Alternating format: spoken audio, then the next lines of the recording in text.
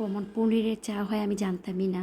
আসসালামু আলাইকুম, বৃষ্টি বর্ষা পেজ থেকে বলছি। আশা করি সবাই ভালো আছেন। আমি আলহামদুলিল্লাহ খুব ভালো আছি। আজকে শুক্রবার বাইরে গিয়েছিলাম, অবশ্য কাজে গিয়েছিলাম। আমি পপুলার ধানমন্ডি পপুলারে গিয়েছিলাম। ওখানে আমার একটা টেস্ট ছিল, সেটা করতে গিয়েছিলাম তো আমার হাজব্যান্ডের সাথে। তো হাজব্যান্ড রাস্তায় আসতে আসতে একটা রেস্টুরেন্ট পড়লো রাস্তায়।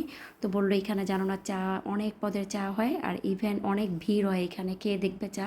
আমি চা তেমন ফ্যান না, চা তেমন খাই না, আপনারা জানেন, আগেও বলেছি। তো হাজব্যান্ডে বললো, তা ওর কথা শুনে বললাম ঠিক আছে খাই। আমি মালাই চা খেয়েছি, সেটা ভালো লাগে। তো এখানে অনেক পদের খাবারও ছিল, রেস্টুরেন্টে অনেক ভাজা টাজা ছিল। তো তেমন কিছু খাইনি, সমোসা খেয়েছি, সেটা শেয়ার করলাম না। আর চাটাই শেয়ার করলাম, কারণ চাটা দেখে আমি ফ্যান হয়ে গেছি। পনিরের চা হয় আমি জানতামই না। পনিরের চা খেলাম, এত মজা লেগেছে, এত ভালো লেগেছে। আপনারা না খেলে অবশ্যই টেস্ট করবেন। খেয়ে পনিরের চা আমার কাছে খুবই ভালো লেগেছে। তো চাটা খেয়ে দেখলাম আসলে মজা।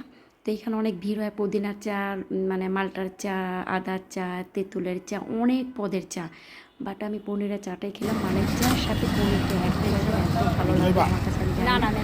আমি এটার ফ্যান হয়ে গেলাম, খুবই মজা লেগেছে, খুবই ভালো লেগেছে।